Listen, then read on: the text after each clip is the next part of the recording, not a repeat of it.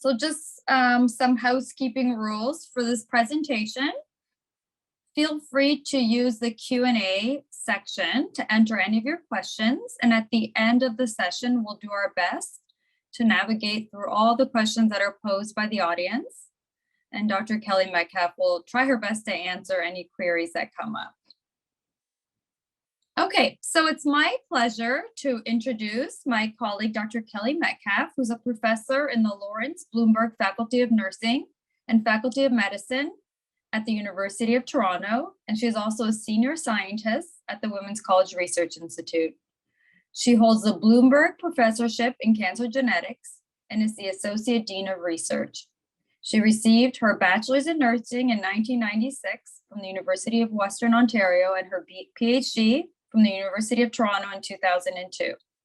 Her research focuses on the prevention and treatment of breast and ovarian cancer, specifically high-risk women, such as those with the BRCA1 or 2 mutation. She has led international studies, resulting in seminal research topics on the treatment of BRCA-associated breast cancer. So today, Dr. Metcalfe will be talking about the treatment of hereditary breast cancer. Welcome again, Dr. Metcalfe. Just a reminder, please enter your questions in the little text box. And welcome to everybody. Great. Thank you, Joanne, and thank you to everyone for joining us today. I'm so glad you're here to join us again for one of our virtual seminar series. And today I'm going to present to you some of the latest research that we have in terms of results regarding the treatment of hereditary breast cancer. And we're going to look at the importance of knowing genetic status when thinking about how women with breast cancer should be treated. So why it's important to have genetic testing as a part of the overall diagnosis and treatment period for a woman with breast cancer. Okay, so let's get going with some of the data that I want to share with you. And I'm happy to take questions at the end as well. You know, I'm also always available by email if you have questions that you want to ask specific questions, or if we can direct you towards someone who can help you with the management of your particular case. But I want to remind you about the cancer risks associated with having a BRCA1 or BRCA2 mutation. And you can see by this graph, and I hope you can see my cursor moving as well, that the top line, the dark line, is for BRCA1 and the bottom line is for BRCA2. And you can see, oh, sorry, over here on this axis, you can see the breast cancer risk. And down here at the bottom is the age of a woman. So you can see with BRCA1, we start to see that risk of breast cancer really creeping up. Again, it's a little bit later with our BRCA2 carriers, but these women are being diagnosed with breast cancer often at a young age. And you can see by the age of 70, this lifetime risk is around 60 to 70% of developing breast cancer. So this is quite high. And it reminds us that when we're seeing patients in our clinics, and for those of you who may have been in this situation in the past, many of the women that we see present to us with a previous diagnosis of breast cancer or a current diagnosis of breast cancer. Once a woman is diagnosed with a breast cancer and she has a BRCA1 or 2 mutation, we also need to think about subsequent cancers in these women. We've shown in the past from our research, and some of you may have been involved in this research in terms of contributing data. We were looking at women with breast cancer and a BRCA1 or 2 mutation.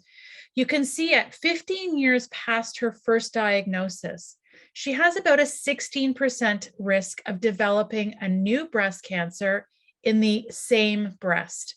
So that's about 1% per year. In addition, she also has an increased risk of developing a new breast cancer in the contralateral, or the opposite breast to where the original breast cancer was diagnosed.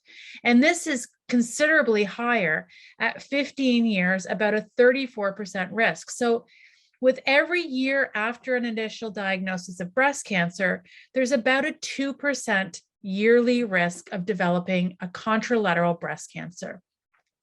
And this really shows us the importance of when a woman has a diagnosis of breast cancer and a BRCA1 or BRCA2 mutation, we need to think not only about the treatment of that first breast cancer, but we also know her risks of new breast cancers. That's not a recurrence of the original breast cancer. Those risks are high.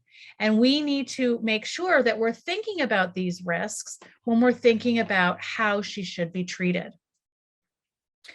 So you all know that there are various times in an individual's life, specifically we're talking about women here, when she can have genetic testing. So she could have genetic testing with no cancer diagnosis. So if that's the case, our focus really becomes on screening, very vigilant screening of the breast. And also we're thinking about prevention. But if she has a breast cancer diagnosis, it could be genetic testing at one of two times, either at the time that she's diagnosed, before treatment even starts to happen for that breast cancer. And in that case, we're really focusing on using that genetic information to personalize her treatment so that we can increase the chance that she'll survive that breast cancer. And there's also, she could be tested after a breast cancer diagnosis. She's finished all of her cancer treatment. And in that case, we really start to think about the prevention of new cancers occurring in that woman. So the question really, when I started back at Women's College 25 years ago, was, should we be using this genetic information? Should we be treating them differently than a woman who doesn't have a BRCA1 or 2 mutation? So that really became a large focus of our program of research at Women's College, to figure out how to best treat these women, because ultimately our goal is to save as many lives as possible in women with a BRCA1 or 2 mutation. Now, just to remind all of those who may not be aware that when we're thinking about treating breast cancer, it includes many different ways that these cancers can be treated.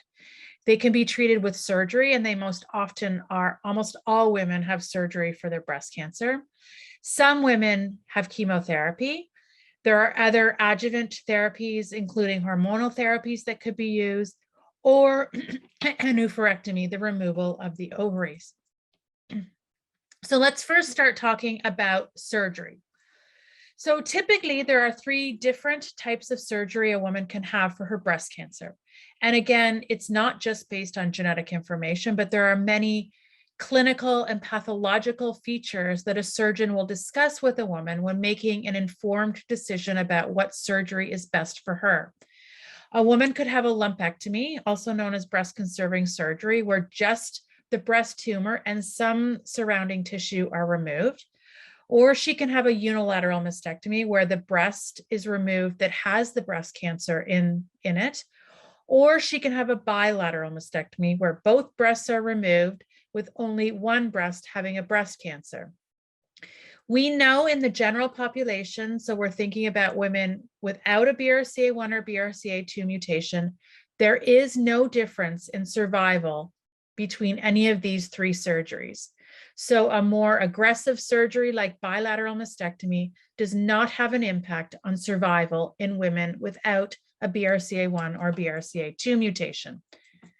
However, we do know that these women are different with BRCA1 or 2 mutations. They have high risks of going on to develop new cancers, like I showed you in some of those first slides.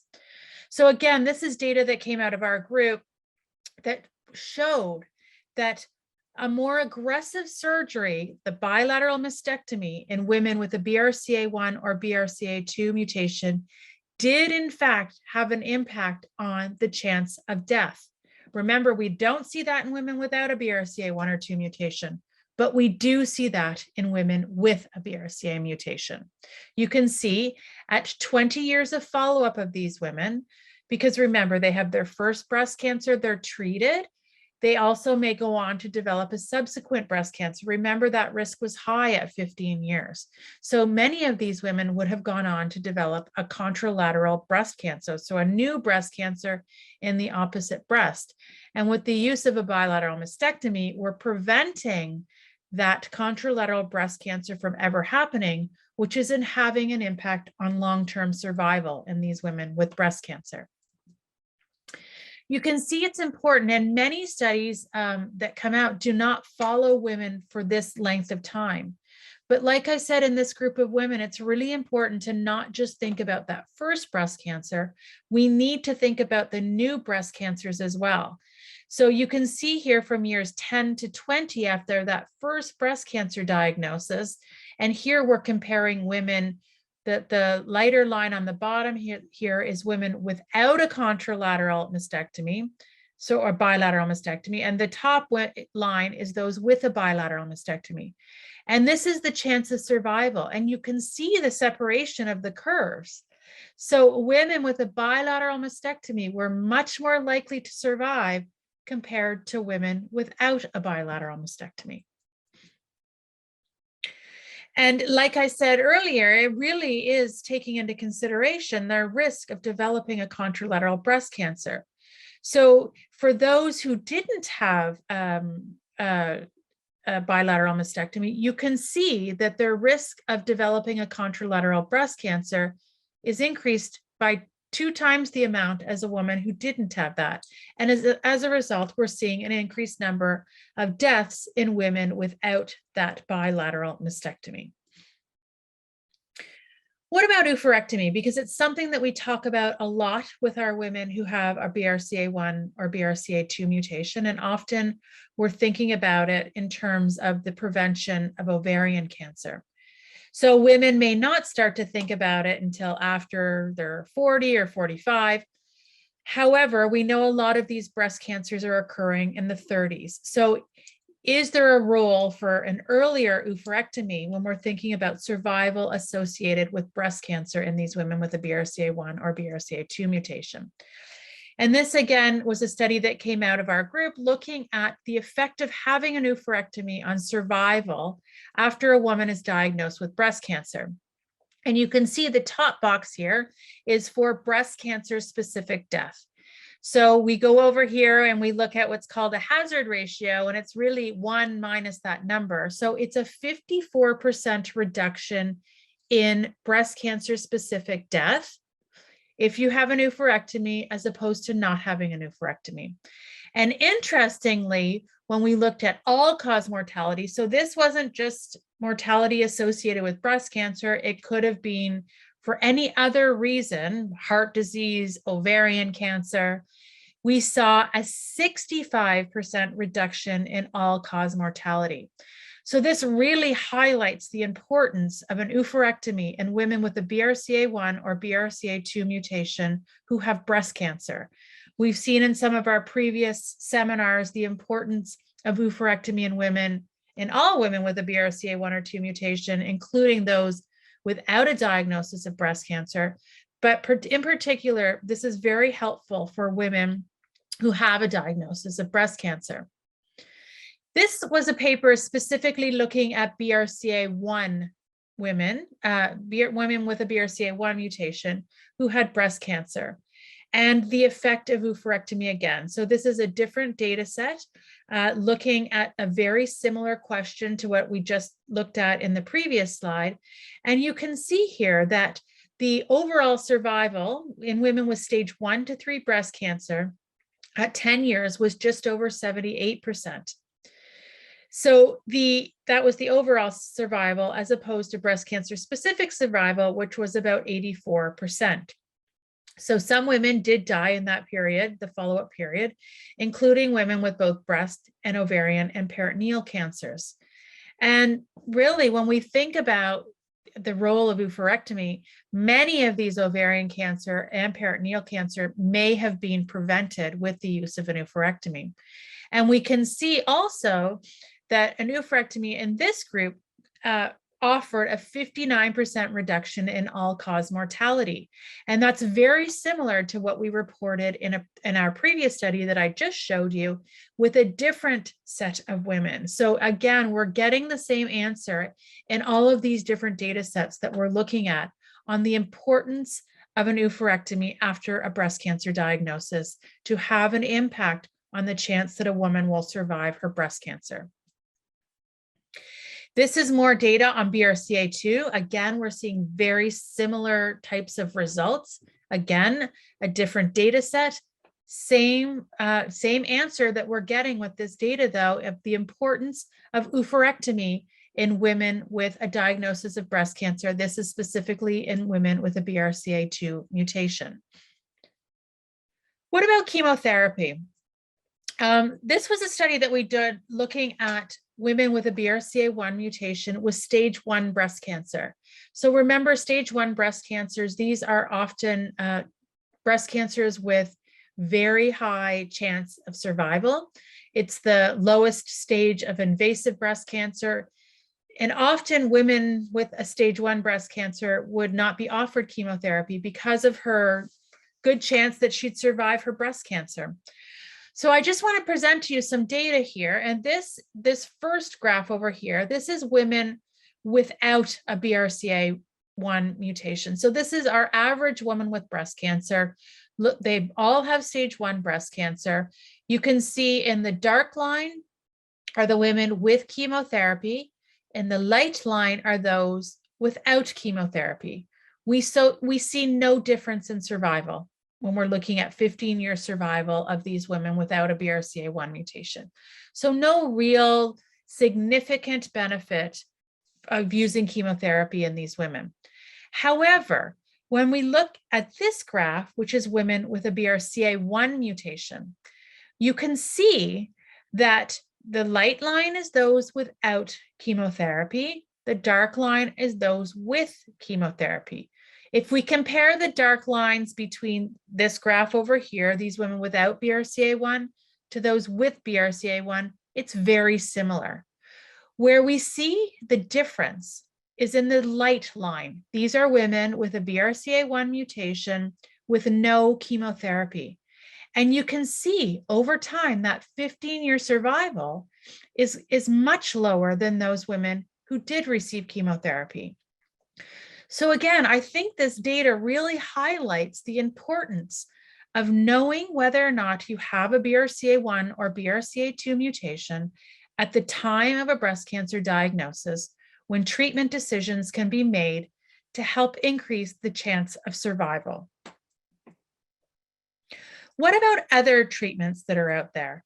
And I think there's some really promising data that's coming out on the use of olaparib, which is a PARP inhibitor. And we've had a talk on PARP inhibitors in the past, that if you're interested in learning more about them, you could go and look on the website and review some of those older seminars.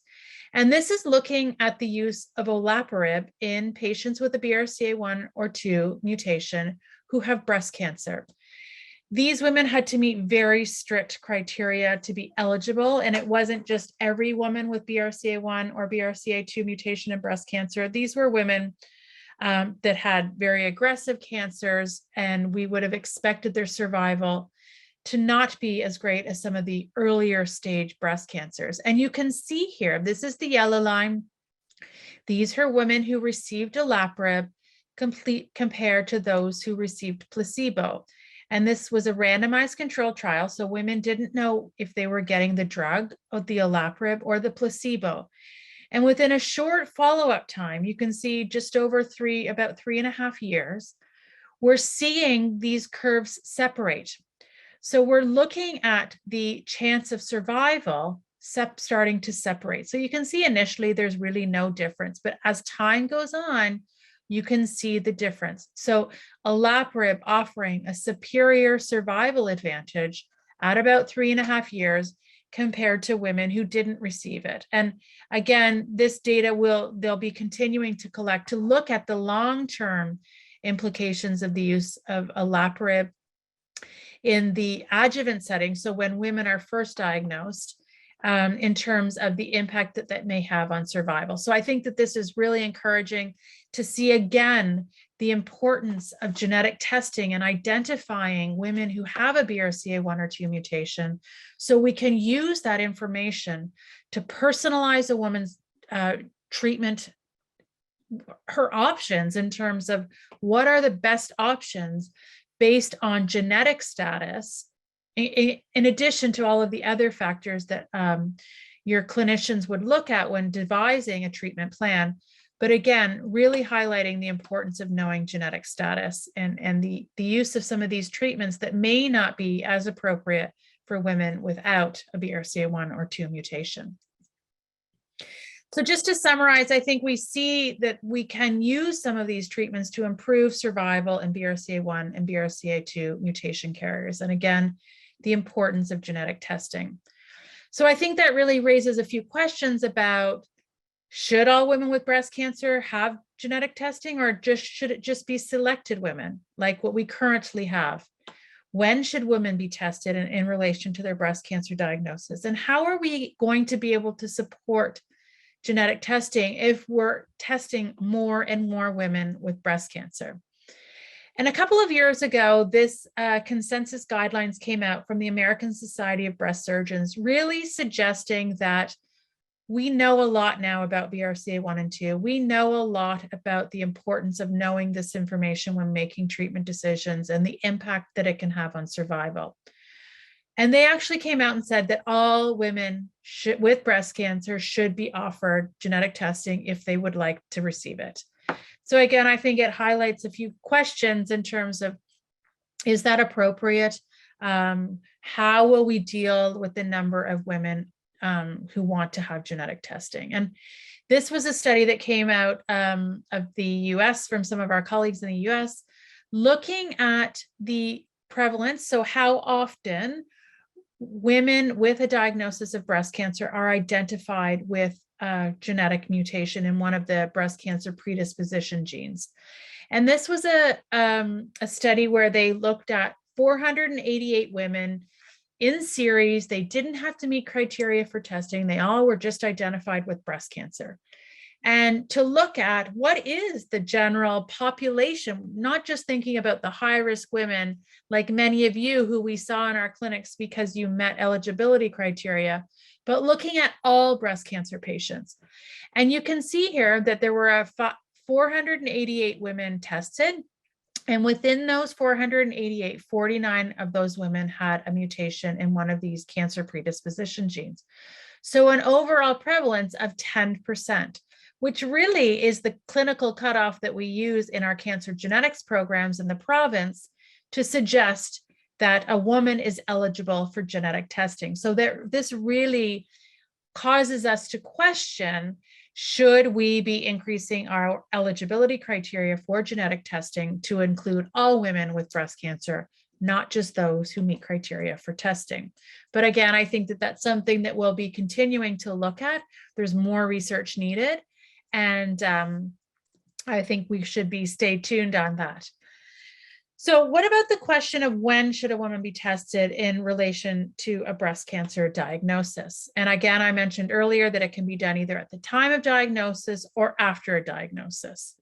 So let's think about after a diagnosis. And this was some of our data that we published again quite a number of years ago, looking at the uptake of contralateral prophylactic mastectomy. So the removal of the opposite breast to where the initial breast cancer was diagnosed, if they found out that they had a BRCA1 or BRCA2 mutation after they'd received all of their breast cancer treatment. So they're diagnosed with breast cancer, they get through all of their treatment, they then have genetic testing, find out that they have a BRCA1 or 2 mutation. What do they do with that information? And you can see the uptake of contralateral prophylactic mastectomy was actually quite low. So in Europe, only 6% of women with a previous diagnosis of breast cancer went on to have that contralateral breast removed. In North America, it was higher though, 29%, which is still lower than we might expect to see. But what this translates into clinically, again, so we've separated the women into those from Europe and those from North America. The yellow line here over here are women from Europe. The blue line are women from North America. And this is their risk of developing a contralateral breast cancer. Remember, we know that fewer women from Europe had their contralateral breast removed. So of course, this is translating into a much higher risk of developing a contralateral breast cancer in these women from Europe as opposed to women from North America. But will we ever be in the position to get this number even lower with a higher uptake of contralateral prophylactic mastectomy in women with breast cancer and a BRCA1 or 2 mutation. So let's think about those numbers when we're thinking about genetic testing at the time of a breast cancer diagnosis. So this was a large study that we did at Women's College, and some of you may have been involved with it, where we were offering genetic testing on the day a woman was diagnosed with breast cancer. We were looking at various outcomes, including what did she decide to do about her treatment based on the genetic status, that the genetic test results that she was given, and did this have an impact on psychosocial functioning, and what was the satisfaction with having genetic testing at a really distressing time in a woman's life, right at the time of breast cancer diagnosis. I'm not going to go into a lot of details just in the interest of time, but these women were referred into our study. They were contacted within 24 hours by the genetic counselor. They received full in-person genetic counseling from our genetic counselor at Women's College, and we were able to give the women those results back quickly. Within 10 days, I can imagine many of you have waited much longer for your results in the past, but this was an expedited test we were able to do for these women, and we followed them after they received their genetic testing information. Again, I'm not going to go into a lot of this in terms of eligibility criteria, but just to highlight that these criteria are more relaxed than what the Ministry of Health offers in terms of eligibility for genetic testing in the province of Ontario, and like many other provinces or territories in Canada. These women, again, more women were eligible to participate in this research study than would have been eligible to have genetic testing through the normal chat channels that many of you would have gone through. So within this study, we tested just over 1,000 women at the time of breast cancer diagnosis.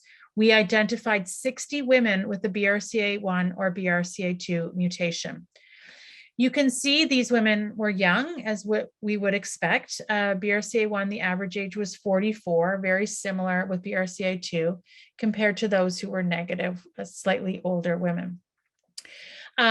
Interestingly, though, if we look at the number of women who we found with a mutation who did not meet ministry criteria for genetic testing, so these are women who would not have been eligible for genetic testing based on our criteria for genetic testing in the province, 9% of women with the BRCA1 mutation would never have been identified, and 22% of women with a BRCA2 mutation would never have been identified. Again, highlighting the fact that we need to think about genetic testing criteria. The important thing from this study, though, was what did women do with this genetic information? Because if we're putting in another appointment for women at the time of breast cancer diagnosis, we're asking them if they want to have genetic testing, and they don't use that genetic information to make those very early treatment decisions, maybe it's okay that we wait a little bit longer and let them get through their treatment and then offer them to have genetic testing. But what you can see here is that for women who were identified with a BRCA1 or BRCA2 mutation, 72% of them elected to have a bilateral mastectomy, compared to 19% who were not found to have a BRCA1 or 2 mutation. And remember this number, this percentage, compared to what I showed you earlier in terms of the uptake of bilateral mastectomy in women who learn about their genetic BRCA1 or 2 mutation after they're done their treatment for breast cancer.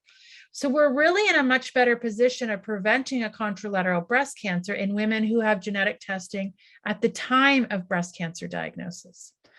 And you can see within that first year after having breast cancer, 40% of the women with the BRCA1 or 2 mutation had already had their ovaries removed.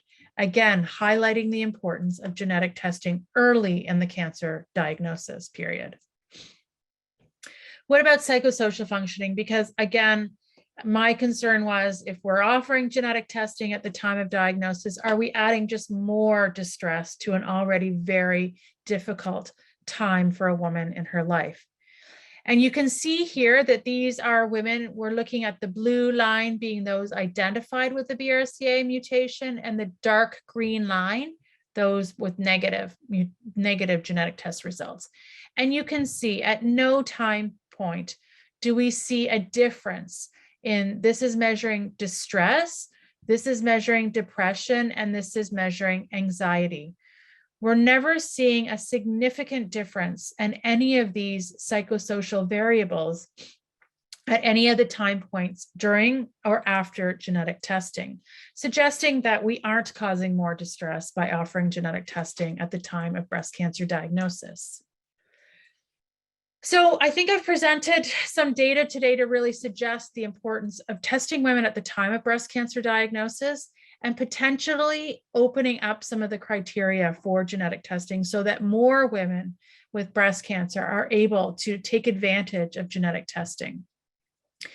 So this is a study that we're doing at Women's College Hospital now, and we're very fortunate to have received funding from not only some of our funding agencies, but also from donors in the community. Some of our Women's College donors have funded this study for us and really highlighting the importance of getting this out to women across Canada.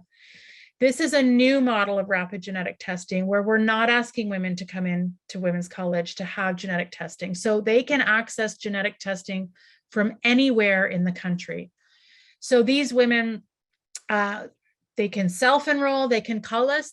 What we do is we ensure that they're eligible for the study. We send them a saliva kit right to their house, and we then get those results or those saliva samples sent back to the lab, and these women have results in less than 10 days. And then our genetic counselor, Aletta, is phoning these women and giving them their results over the phone. So there's never a need to come into Women's College to go and sit in a blood lab to have your blood drawn. We're able to do this all remotely to ensure that more women can have access to genetic testing. So I just want to share this short video with you. And this is Stacy, who has generously donated her time to talk about the importance of this study in her cancer treatment journey. So please have a listen.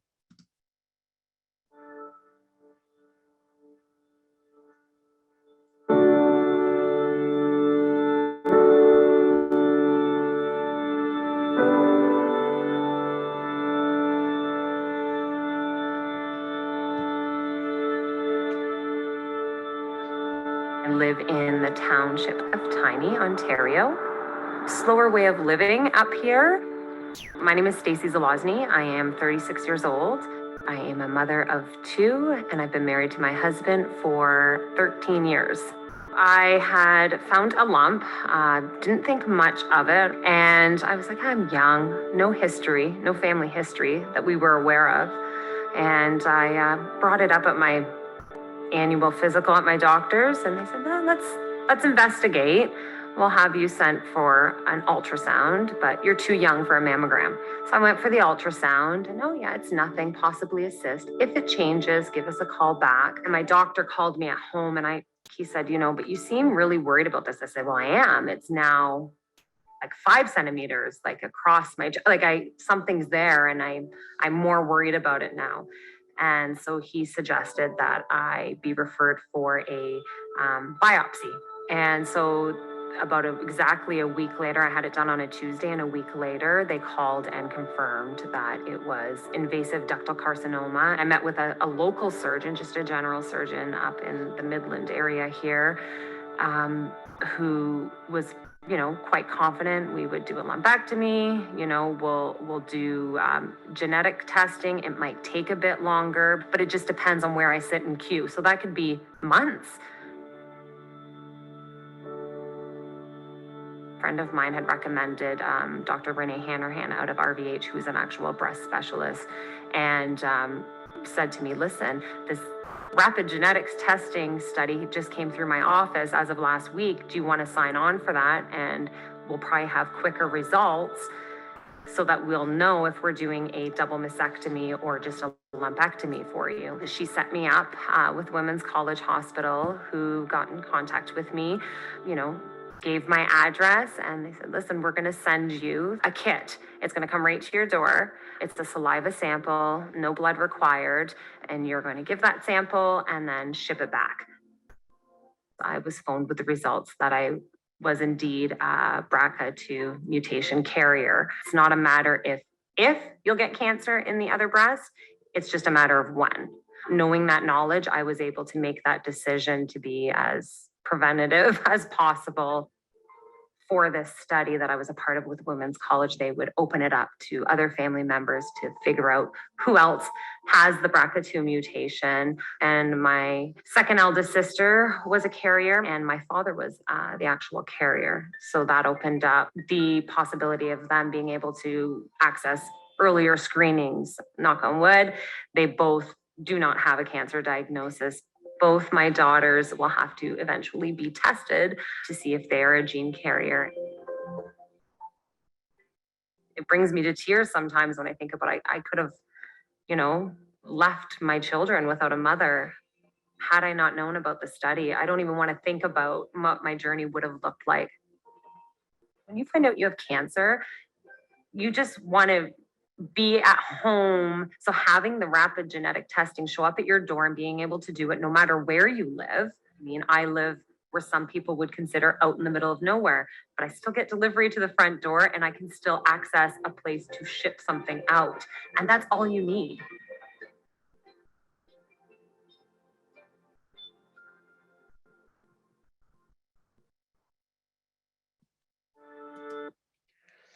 So I want to thank Stacy for sharing her story. And I think it is stories like this that really resonates with us as researchers and clinicians to keep going and to make sure that our research is getting out there and that we're able to help as many people as possible. And again, another reminder of the importance of these sessions for us too, and being able to get those research results out to you, the people who can use the information that we generate. So again, I'm so thankful to Stacy for sharing her story, and for Women's College for believing in this research and continuing to help us find donors to fund this important study.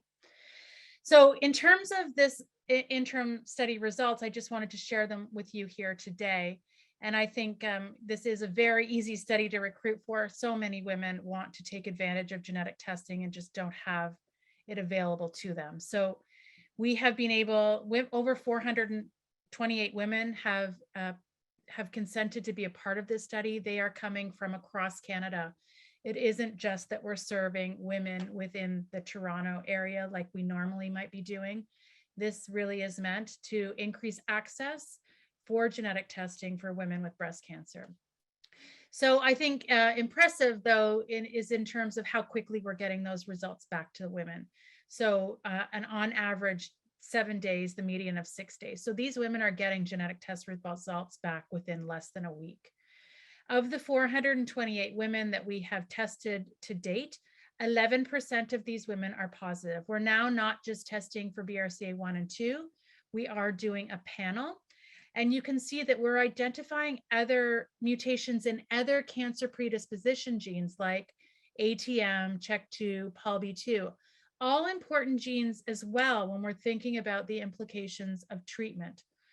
That is to say, we don't know as much about these genes, and that's something that we are committed to doing at Women's College as well. And we are now looking at the treatment of some of these other cancers, women with an ATM mutation, women with a PALB2 mutation, CHEK2.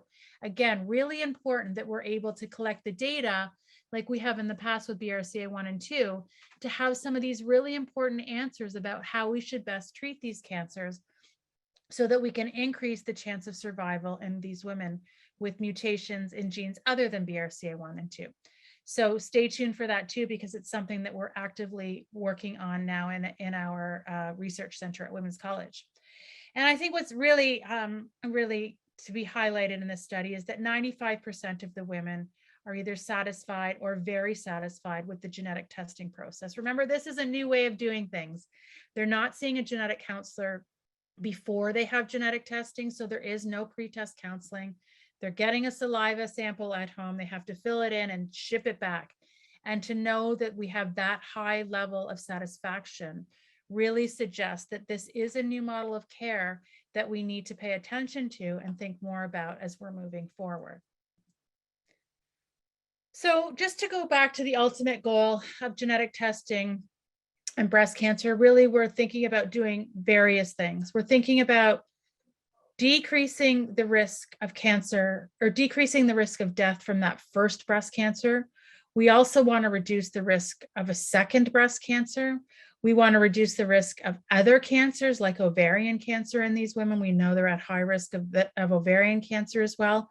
And then really, we want to reduce the risk of cancer in the relatives. This is an opportunity now. We now have identified one woman in a family with a BRCA1 or 2 mutation. We're now in a position to really expand so that we can get to the relatives, so that we can identify the relatives before they are diagnosed with cancer, either get them involved in very vigilant screening and diagnose those cancers at an early stage, or we can work with those individuals to help make the best decisions about cancer risk reduction and some of the options that are available. I think this is also a study that we're starting to think very much about, and we will be starting, I'm sure many of you, we will be contacting you about it, to look at developing an app that can be put on your phone to share information with your relatives and help them to get testing. Again, we can send a saliva kit right to their door so that they can have testing, so that we make it as easy as possible for individuals to access genetic testing, remembering what our ultimate goal is of genetic testing in families with hereditary breast and ovarian cancer. So, you know, we are making headway and we are getting closer to realizing some of those goals. And again, I thank you all for your participation in our research and helping us to reach those goals, because we are all in this together. We now have very good data about the treatment of breast cancer in women with a BRCA1 or 2 mutation. We need to think about these other genes, like I just mentioned to you, though. We need to get to the place that we are with BRCA1 and BRCA2 with genes like POLB2 and ATM. We need to be able to give women answers and recommendations based on good science in terms of what they should do to reduce the risk of dying of breast cancer. Genetic testing at the time of breast cancer diagnosis, again, I think is key.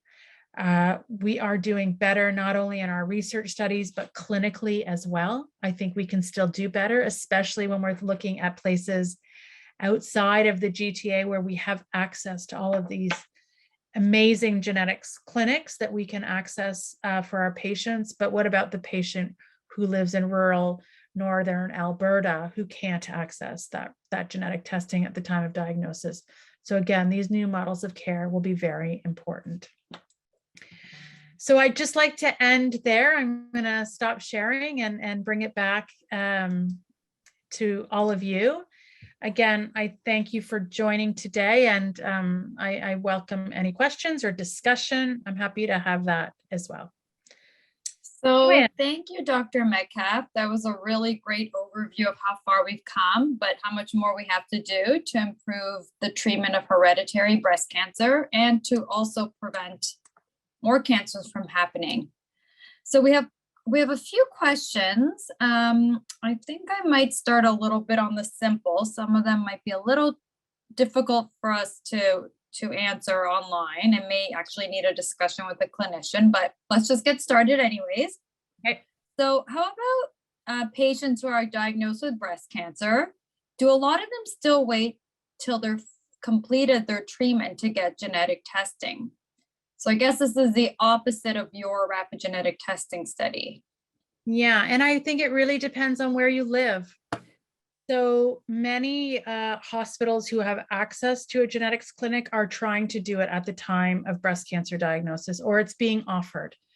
Remember, we still have very strict criteria as to who is eligible for genetic testing. So the research study that I was just talking about, the criteria are much more relaxed than that of which is offered by the ministry. And in Ontario, actually, we have probably some of the most exclusive eligibility criteria, including they've recently increased the age of genetic testing. If you have a diagnosis of breast cancer 45 or younger, you're eligible.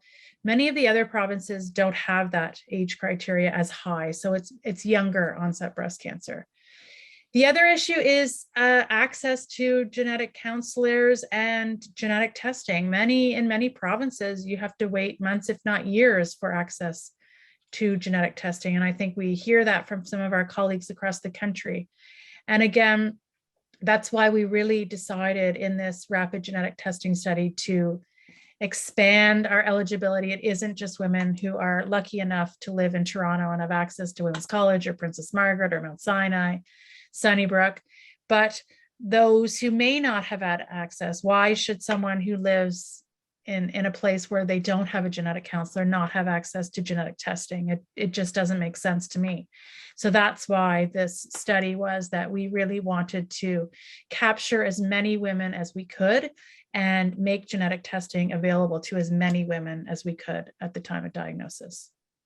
And that's exactly it. The idea of testing at the time of diagnosis is to be able to offer the best treatment options right away. Yeah. Okay, so about you talked a little bit about the chemotherapy studies your team and our collaborators in Poland have conducted looking at the impact of chemotherapy. And you talked about data in BRCA1 mutation carrier. So someone was also asking about whether something similar, we expect something similar or a benefit of chemotherapy in BRCA2 mutation carriers. Yeah, and that's a really good question. It is data that we are collecting. I think it's going to be really important for a woman to talk to her provider at the time of diagnosis because they look at so many other things as well. So not just genetics, but again, the importance of knowing a genetic test result may go into making a decision. But yes, I think that we need to look at it more in BRCA2. We need larger samples of BRCA2 carriers to be able to look at some of those things. I mean, there's many different drugs that are used for the treatment of breast cancer when we're thinking about chemotherapy. So having that, those details will also be important to be looking at to determine if there's one chemotherapy drug that's more effective than the other when we're looking specifically at BRCA1 and BRCA2. And within that same question from the same individual, they did bring up these other things that are being tested for also by your clinician. And something that came up was the onco, and I don't know if we want to get into it, the oncotyping, and helping predict what kind of treatment you're going to receive. But I guess that's also a more personal. Yeah, and that'll be up to your medical oncologist to decide. Many women do get an oncotype score now, which is your risk of having a recurrence. And the treatment would, look at that risk of you having a recurrence and whether or not chemotherapy should be offered or not. But again, the risk of recurrence from an oncotype is important, but also BRCA1 or 2 status may also be important as well to look at. Thank you for that. And so there's one quick question about genetic testing when a parent is a carrier, and we've talked about this a lot in our other sessions also. So there is an official, we always think about age 18 as, I wouldn't say an official time of genetic testing because often it depends on the maturity of your child. And some children we know may want to be more informed earlier on in life. But when we talk about a female mutation carrier, screening wouldn't start until around age 35. Correct me if I'm wrong. 30, sorry.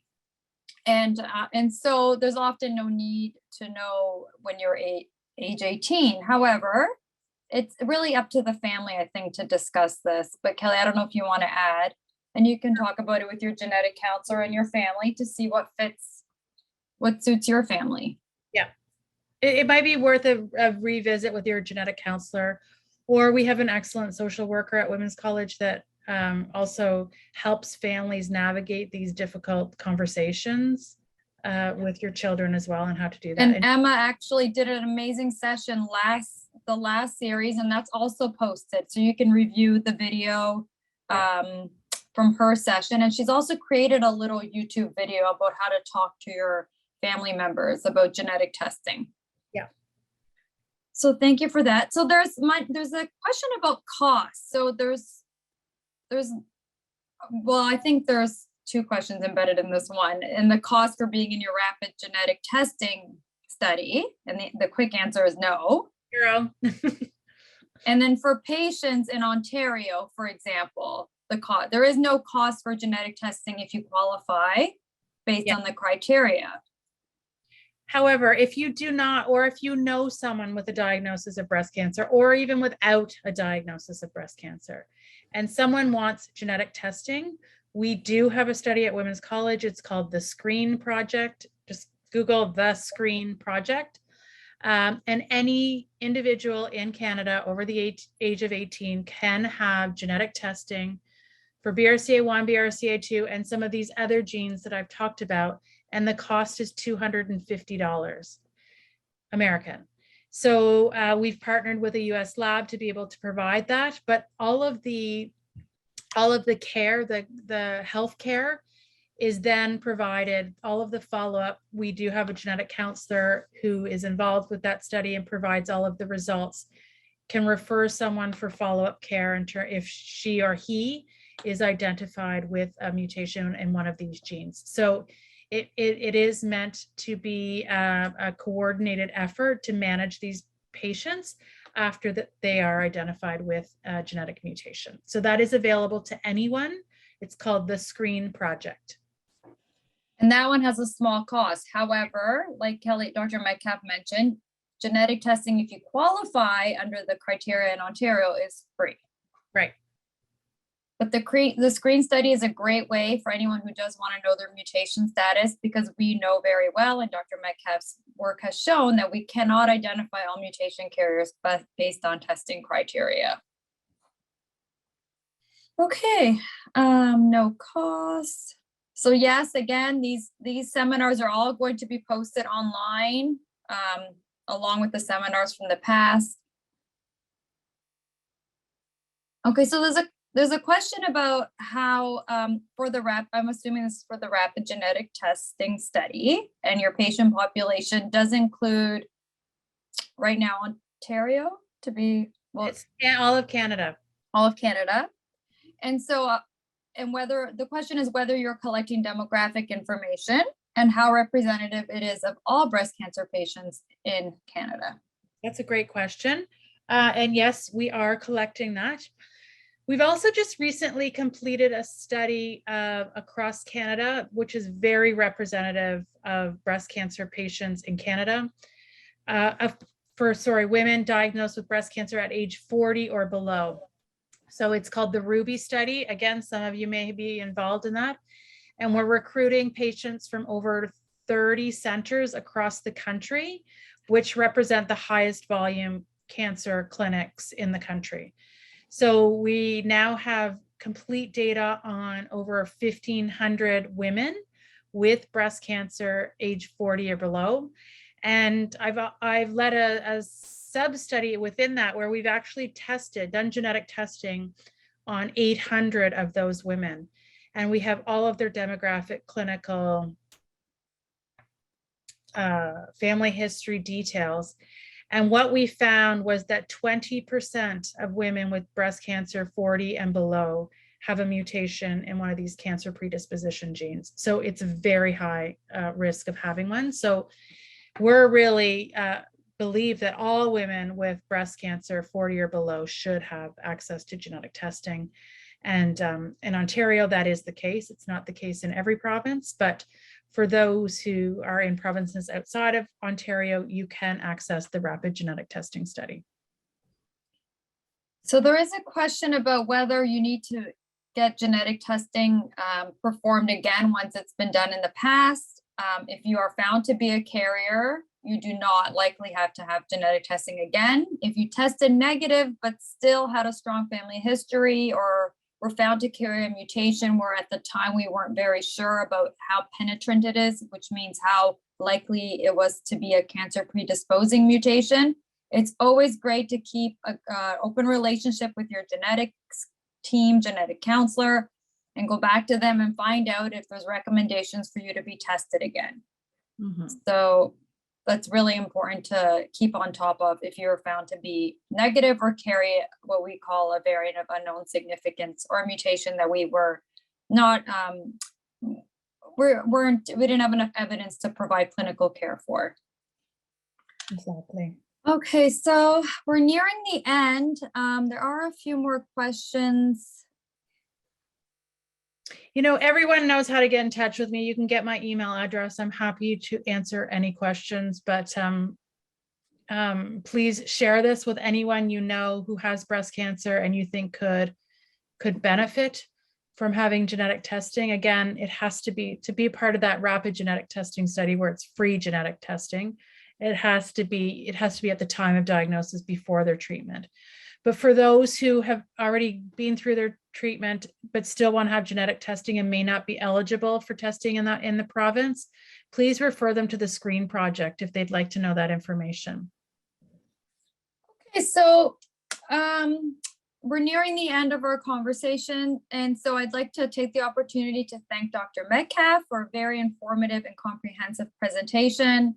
Thanks to all of you for being here today. I'm sorry if we weren't able to answer all your questions, but again, please reach out to our team or to your clinicians that are taking care of you with any questions you may have for them also. And at this point, I want to introduce our next webinar for next Friday, June 24th. And this is going to be a different format. We've invited 4 experts in the field, Dr. Narod, Dr. Marcus Bernardini, who is a gynecologic oncologist, Dr. Andrea Eisen, a medical oncologist, and Aletta Pohl, one of our genetic counselors. And we're going to have a little panel discussion and answer some of your questions. So we've asked in the past, and we will ask again for you to send us any questions in advance, and we'll try to categorize accordingly and be able to answer some of the most pressing issues and questions that come up. So we'll do our best to answer any questions you might have, but it's best if you send these in advance so that we can be organized and make use of our time. So thanks again, everyone. That one. I'm looking forward to that discussion. Okay, thank you everybody for joining us. It's been great that we've been able to keep these going, and we look forward to seeing you again in June. Thank you, everyone. Have a great weekend. Bye-bye.